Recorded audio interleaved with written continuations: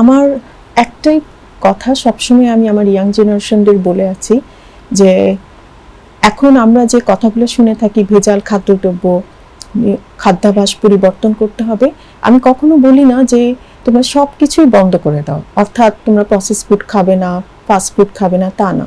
এটার একটা লিমিট থাকতে হবে, সেই লিমিটটা আমাদের জানতে হবে। তো মাসে একবার খেলাম, এবং অনেকেই হয়তো জানে না যে কিসের কারণে এই জিনিসগুলো হচ্ছে। এই জন্য ইয়াং জেনারেশনকে এগুলো নিয়ে স্টাডি করতে হবে এবং আমাদেরকেও ওদের কাছে এই বার্তাগুলো ছড়াতে হবে।